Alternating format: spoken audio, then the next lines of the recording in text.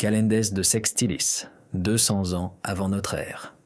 L'embouchure du Tibre, au port d'Ostie.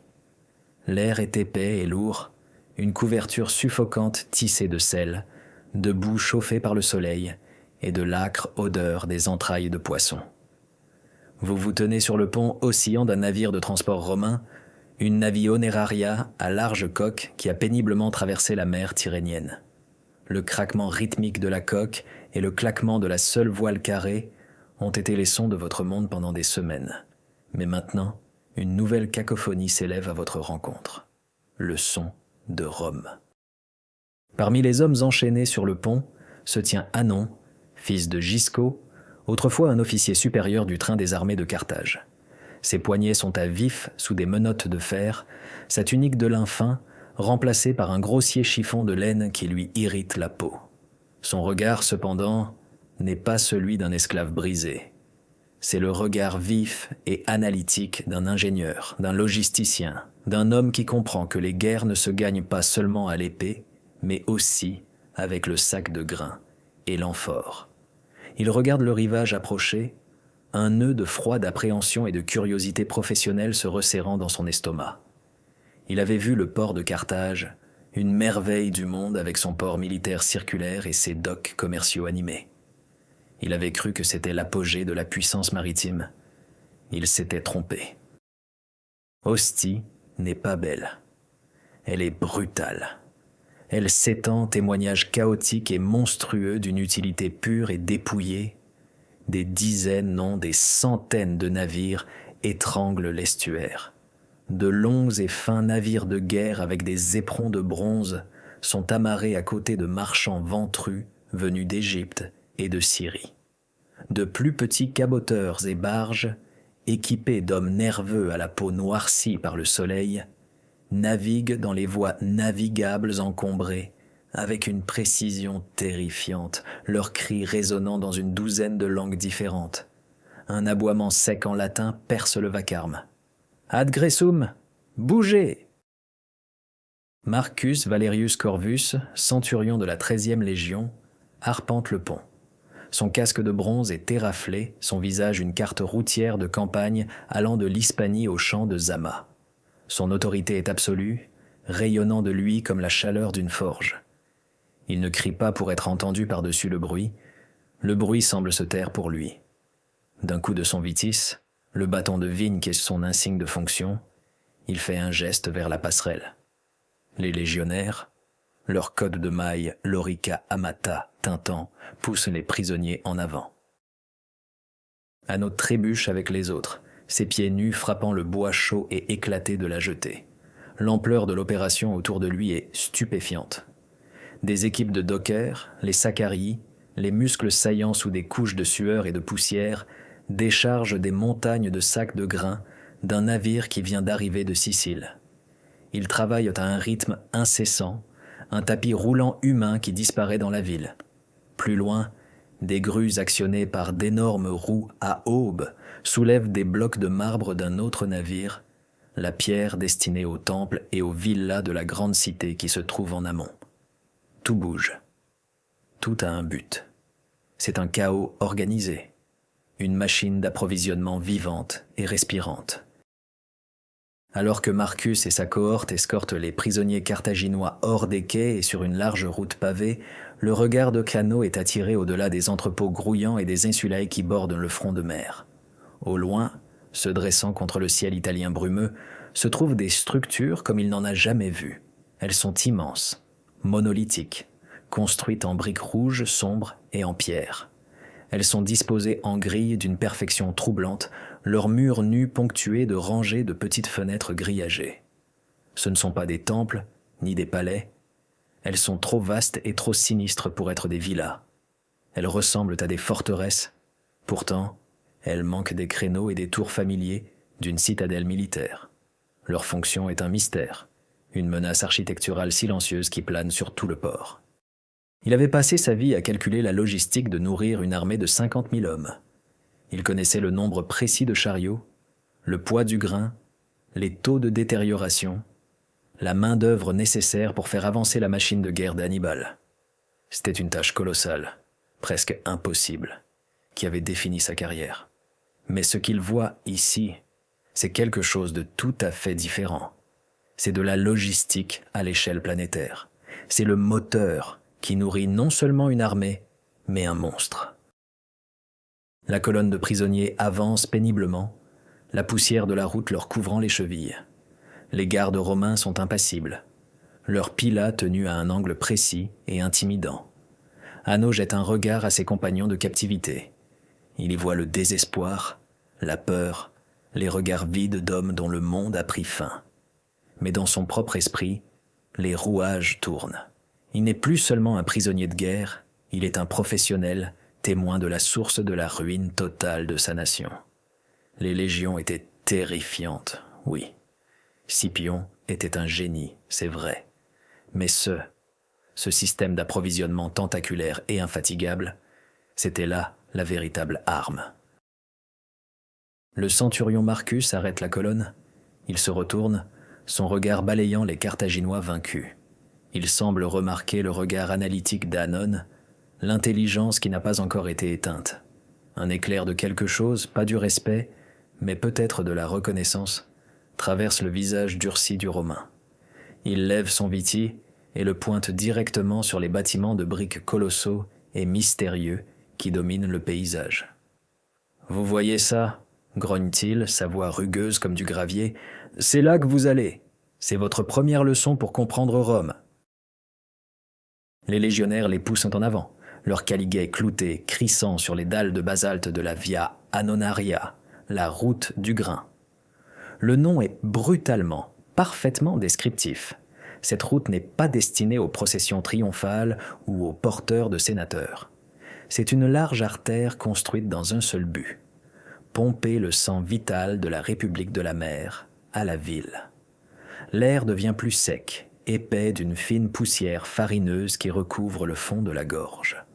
La cacophonie des quais s'estompe, remplacée par un bourdonnement industriel sourd, le grondement des roues de chariots cerclés de fer, les chants rythmiques des équipes de travail et le son lointain et grinçant des meules. À chaque pas, les structures que le centurion Marcus avait indiquées se transforment de formes abstraites en titans architecturaux. Hanno comprend maintenant. Ce sont des entrepôts, des auréas. Mais le mot lui-même semble ridiculement insuffisant, comme appeler une montagne un tas de rochers. Celui qu'ils approchent est un pâté de maison à lui seul, ses murs de briques s'élevant sur 4 étages, abrupts et intimidants. Les petites fenêtres grillagées sont placées haut, plus pour la ventilation que pour la lumière, donnant à la façade le visage aveugle et impassible d'un cyclope. Des gardes d'une cohorte des vigiles urbani, la garde de la ville, se tiennent à l'immense porte de bois et de fer, leurs casques polis, leurs lances tenues avec aisance. Ils ne surveillent pas seulement les voleurs, ils gardent un atout stratégique aussi vital que n'importe quelle forteresse. Un scriba, un commis au visage pincé et aux doigts tachés d'encre, se tient à côté du gardien, une pile de tablettes de cire à la main. Il jette à peine un regard aux prisonniers, son attention fixée sur le manifeste d'un train de chariots à bœufs chargé d'amphores d'huile d'olive de Bétique. Chaque article est compté, vérifié et enregistré. Ce n'est pas une simple accumulation, c'est une science. Hanno observe, son esprit s'emballe. Il calcule mentalement le poids, le volume, le métrage cube. À Carthage, leur grenier d'État était une source de fierté, capable de contenir suffisamment de grains pour résister à un siège d'1 an. Ils étaient des secrets cachés et fortifiés. Ceci est une déclaration publique de ressources infinies. C'est une vantardise armée, construite en briques et remplie de blé. Le centurion Marcus lance un ordre et l'immense porte grince en s'ouvrant. Les prisonniers sont rassemblés à l'intérieur et le monde extérieur disparaît. Ils sont plongés dans un crépuscule frais et caverneux. Pendant un instant, les yeux de Hanno luttent pour s'adapter. L'air est immobile, lourd de l'odeur sèche et terreuse de millions de boisseaux de grains. C'est une odeur qu'il connaît intimement, l'odeur de la vie, de la subsistance, du pouvoir. Mais jamais, Pas même dans ses calculs les plus extravagants, il n'aurait imaginé cela à cette échelle. Ils se tiennent dans une vaste cour centrale, ouverte sur le ciel, entourée de toutes parts par de hautes arcades. Chaque arcade mène à un labyrinthe de chambres de stockage, les cellae. La quantité immense et oppressante de nourriture est paralysante. Des sacs de blé de Sicile et de Sardaigne sont empilés jusqu'au plafond, si haut que les ouvriers utilisent de longues échelles pour atteindre le sommet. Ils sont empilés avec une précision géométrique qui témoigne d'une discipline militaire. Dans d'autres chambres, il peut voir des milliers et des milliers d'amphores en terre cuite, chacune scellée et étiquetée, contenant du vin de Gaule, de l'huile d'Hispanie et du garum, la sauce de poisson piquante d'Afrique. Le sol est surélevé, soutenu par de courts piliers, une conception astucieuse pour permettre la circulation de l'air et garder le grain à l'abri de l'humidité et des vermines. Chaque détail est impitoyablement fonctionnel, perfectionné au fil des générations d'essais et d'erreurs. Les autres prisonniers restent figés, la bouche bée. Ils voient de la nourriture, une quantité de nourriture impossible. Mais Hanno voit des chiffres. Il voit la machinerie invisible. Il choisit une chambre, estime ses dimensions, la densité des sacs. Il multiplie cela par le nombre de chambres qu'il peut voir, puis par le nombre d'étages. Le calcul le laisse stupéfait, un coup physique qui le laisse essoufflé. Un seul de ces auréas, et il en voit au moins 3 autres semblables depuis la porte, pourrait contenir assez de grains pour nourrir toute la ville de Carthage pendant une décennie. Il contient assez pour soutenir toute l'armée romaine sur tous les fronts de son empire grandissant pendant une saison de campagne complète. Il réalise la terrible vérité. Rome ne craint pas une mauvaise récolte. Elle ne craint pas un siège. Elle a soumis la faim à sa volonté. Alors que Carthage devait dépenser son argent pour engager des mercenaires et supplier ses alliés pour des ravitaillements, Rome, elle, commande simplement. Elle désigne une province et un fleuve de grains s'écoule. C'est une prouesse logistique si loin au-delà des capacités carthaginoises qu'elle réduit tout le conflit entre eux à une farce tragique. Ils avaient combattu une légion. Ils auraient dû combattre une feuille de calcul. « Ceci est le Aurea Galba », dit le centurion Marcus, sa voix résonnant légèrement dans le vaste espace. Il marche lentement le long de la file de prisonniers, son regard s'attardant sur Hannon. « Il ne nourrit pas nos armées. Ceci est pour la ville, pour le peuple, la Cura Hannonae. Chaque mois, le chef de chaque famille à Rome peut venir chercher sa ration. Du pain, gratuitement. » Il s'arrête devant Hannon. « Ton grand Hannibal, il était malin. Il a gagné ses batailles. Mais il n'a jamais compris. Tu ne peux pas affamer une ville qui a conquis les récoltes du monde. Tu ne peux pas briser l'esprit d'un peuple qui n'aura jamais faim. Les légions sont le point de Rome carthaginois. Ceci est son estomac. Et comme tu peux le voir, son appétit est sans fin. » Les jours qui suivirent se fondirent dans une routine de labeur éreintant et monotone. Hanno et les autres prisonniers carthaginois devinrent les rouages de la machine même qui avait écrasé leur civilisation. Ils furent affectés aux Saccarii, les corporations de dockers, mais en tant que captifs, on leur confia les tâches les plus pénibles et ingrates. Leur nouvelle vie était mesurée au poids d'un sac de grains et au claquement du fouet d'un surveillant. Ils se levaient avant l'aube, leur quartier de sommeil étant une pièce bondée et malodorante à l'intérieur même du complexe de l'Orum. Leur petit déjeuner consistait en un morceau de pain grossier, ironiquement, cuit à partir du grain même qu'ils transportaient, et une tasse de posca diluée. Ensuite, on les conduisait dans la cour où commençait le travail de la journée. Le dos de Hanno, habitué à la posture d'un homme qui étudie les cartes et les registres, criait en signe de protestation. Ses mains, autrefois douces, devinrent calleuses, puis se fendirent et saignèrent, puis se recalèrent à nouveau. Il travaillait aux côtés d'hommes venus de tous les coins du monde connu, des Gaulois aux cheveux tressés et aux tatouages féroces des Ibères aux yeux sombres et pensifs, des Grecs qui marmonnaient des malédictions contre le destin dans la langue d'Homère.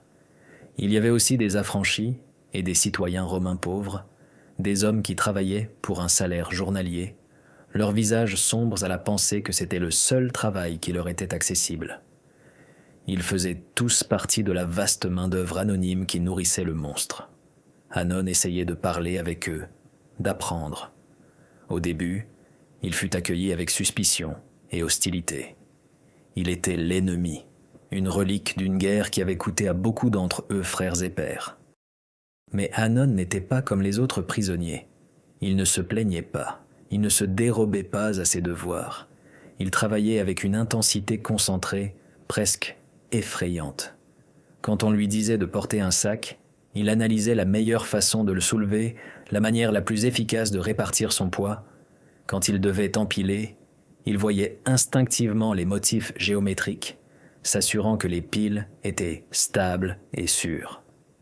Il apprit le rythme du travail, le grincement des grues soulevant la cargaison des cales, les cris des comptables, le craquement des charrettes à bœuf.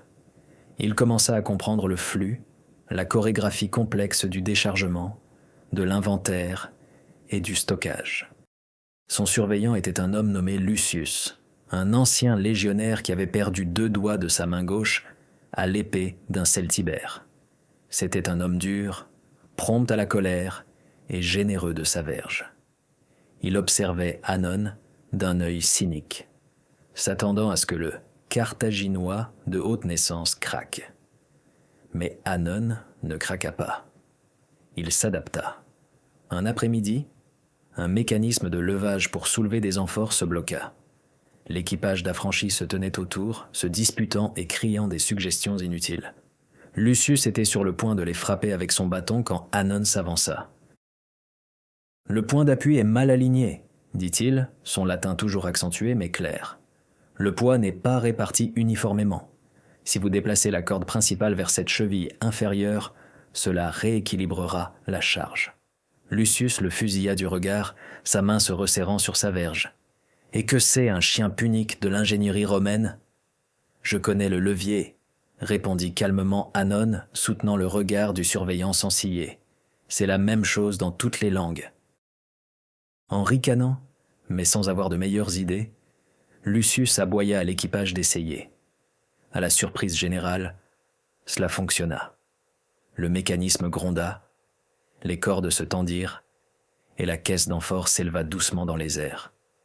Lucius fixa Hannon pendant un long moment, une expression étrange sur son visage. Il ne dit rien, mais à partir de ce jour, la baguette tomba moins souvent sur le dos de Hannon. Hannon commença à voir les gens derrière le système.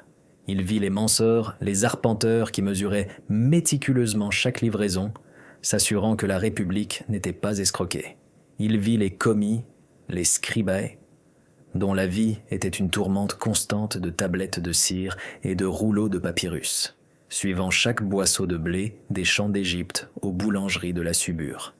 Il vit les maîtres de guildes, des hommes d'affaires coriaces qui négociaient des contrats de transport et de main-d'œuvre avec les édiles à Rome. Il a appris que la Cura Hannonae était plus qu'un simple programme gouvernemental. C'était un écosystème complexe de pouvoir étatique, d'entreprises privées et de travail forcé. L'État fixait les quotas et versait les subventions, mais c'était les armateurs, les marchands et les corporations de travailleurs qui le rendaient impossible. Le génie de Rome ne résidait pas dans le fait de tout faire elle-même, mais dans la création d'un système qui contraignait et rémunérait des milliers d'individus à servir collectivement l'intérêt de l'État. Ils avaient militarisé le capitalisme lui-même, exploitant la motivation du profit d'innombrables marchands pour réaliser une chaîne d'approvisionnement incassable. Carthage avait une marine contrôlée par l'État et un commerce géré par l'État. Rome avait 1000 capitaines privés se précipitant tous pour livrer leurs grains à Ostie en premier, afin de s'assurer le meilleur prix et la prime gouvernementale. Un système était rigide et fragile, l'autre était une hydre chaotique, compétitive, mais terrifiante de résilience. Un soir, alors que Hanno se remettait de ses muscles endoloris, le centurion Marcus Valerius Corvus apparut dans la cour. La journée de travail était terminée, et les prisonniers faisaient la queue pour leur maigre repas du soir. Marcus se dirigea droit vers Hanno, ignorant les autres. « Lucius me dit que vous avez l'esprit pour la mécanique, » dit le centurion d'un ton neutre. « Il dit que vous pensez comme un architecte. » Hanno se redressa, le cœur battant. « J'étais un intendant, centurion. Mon travail était similaire, à une échelle beaucoup plus petite. » Marcus hocha lentement la tête, ses yeux parcourant les imposants murs de leur homme autour d'eux, maintenant sombres contre le ciel crépusculaire. Cet endroit, ce n'est pas juste de la brique et du grain, c'est une idée de ce qu'est Rome. La plupart des hommes, ils voient les légions et pensent que c'est notre pouvoir. Ils voient le Sénat et pensent que c'est notre force. Ils se trompent.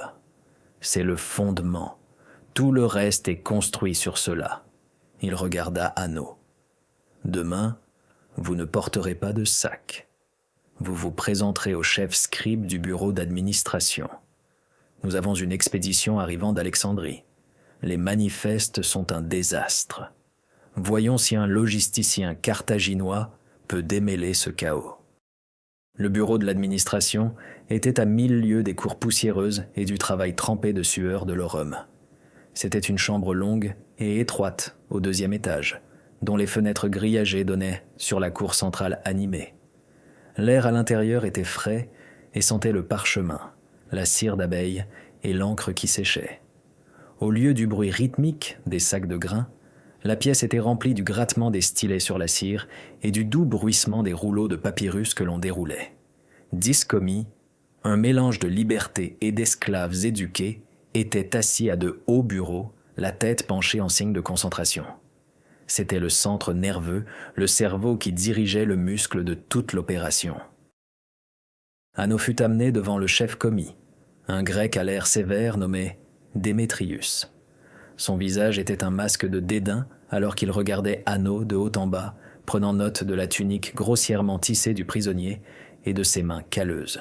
« Le centurion se livre à une fantaisie », dit Démétrius d'un latin sec et précis, son accent grec prononcé. Il pense qu'un barbare qui s'est empilé des boîtes peut comprendre les complexités des manifestes de grains d'Alexandrie. Il désigna un coin de la pièce où une pile chancelante de rouleaux de papyrus et de tablettes d'argile gisait en désordre. C'est la cargaison de la flotte de Gaius Lutatius. 30 navires. Le décompte du préfet d'Égypte ne correspond pas au relevé de nos arpenteurs portuaires. Les rapports de détérioration sont incomplets et 3 des navires ont été détournés vers Pouzzoles sans autorisation. Votre tâche, dit-il avec un sourire narquois, est de démêler tout cela. Rapprochez les chiffres. Produisez un décompte final pour l'édile. On vous donnera un stylet et des tablettes de cire. Ne les gaspillez pas. Hanno ne répondit pas. Il se contenta de marcher vers le coin, s'assit en tailleur par terre et prit le premier rouleau. Les autres commis ricanèrent. Le reste de la journée, ils l'ignorèrent, le considérant comme un projet favori d'un centurion, voué à l'échec. Mais Hanno était dans son élément. Le chaos des chiffres discordants et des rapports contradictoires n'était pas un désordre pour lui, c'était un puzzle, un langage qu'il comprenait mieux que n'importe quelle langue parlée. Son esprit, affamé de défis intellectuels, s'enflamma. Il déroula le premier rouleau.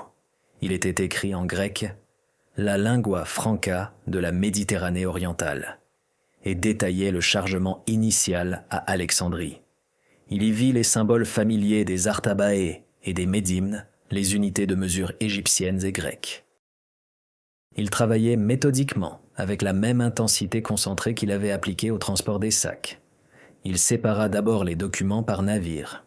Puis, pour chaque navire, il plaça le manifeste d'Alexandrie à côté du décompte de l'arpenteur ostien. Il commença à recouper les informations, à convertir les mesures étrangères en maudits romains. Les chiffres dansaient dans sa tête. Il ne se contentait pas de compter, il visualisait le voyage. Il tint compte du taux de détérioration standard pour un voyage en mer de cette durée. Il intégra la taxe portuaire, que, comme il le savait, les dockers d'Alexandrie prélevaient officieusement sur chaque expédition. Lentement, des schémas commencèrent à émerger du chaos. Le décompte d'un navire était erroné d'un montant précis et constant. Il en déduisit que l'arpenteur romain avait utilisé un panier de mesure défectueux. Une autre divergence fut expliquée par une note griffonnée en marge d'un rouleau en écriture démotique égyptienne que les scribes grecs avaient probablement ignoré, détaillant un transfert de grains en mer vers un navire militaire se dirigeant vers la Crète. Il découvrit que la déviation non autorisée, vers Pouzole, avait en fait été ordonnée par un tribun militaire pour réapprovisionner une légion se préparant à s'embarquer pour la Macédoine. Un fait enfoui dans un rapport militaire distinct qui avait été mélangé aux documents commerciaux.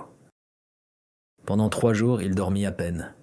Il mangeait le pain qu'on lui apportait à son poste, ses doigts se tachant d'encre. Les autres scribes cessèrent de ricaner et commencèrent à le regarder avec un mélange de crainte et de suspicion. Il ne se contentait pas de réconcilier des chiffres, il reconstruisait une histoire de commerce, de bureaucratie, de logistique militaire et de petite corruption, le tout écrit dans le langage universel de l'approvisionnement. Au 4e matin, il se leva, ses articulations raides, et s'approcha du bureau de Démétrius. Il plaça une seule tablette de cire, soigneusement inscrite, devant le commis principal. Dessus figurait un résumé, un tableau clair et concis montrant le total des céréales chargées, les pertes comptabilisées, la cargaison détournée et le montant final vérifié reçu à Ostie. Sous le tableau se trouvait une liste de 7 divergences spécifiques avec ses explications calculées pour chacune. Démétrius prit la tablette, son expression sceptique. Il commença à lire, ses yeux s'écarquillèrent légèrement. Il parcourut les chiffres, ses lèvres bougeant silencieusement. Il regarda de la tablette au tas chaotique de parchemins dans le coin, puis de nouveau à la tablette. Il se leva, se dirigea vers le tas et en sortit une dépêche militaire spécifique à laquelle Hanno avait fait référence. Il la lut, puis regarda Hanno, son dédain remplacé par l'incrédulité.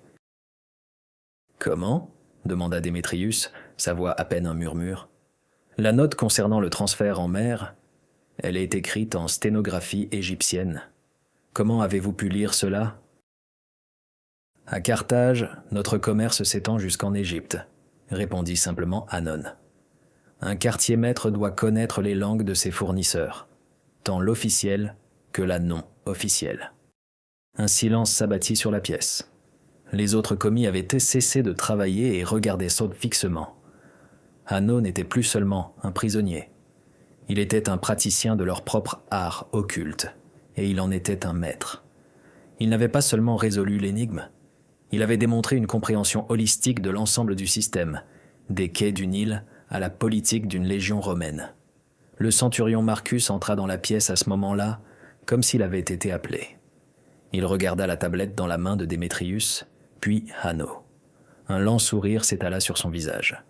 « Il semble, dit Marcus, sa voix résonnant dans la pièce silencieuse, que notre ami carthaginois parle le romain mieux que la plupart des Romains. » Il se tourna vers Hanno. « Tes jours à traîner des sacs sont terminés. Ton nouveau travail est de t'assurer que ce bureau fonctionne aussi efficacement que les entrepôts qu'il contrôle. Tu n'es plus un prisonnier. Tu es un atout. »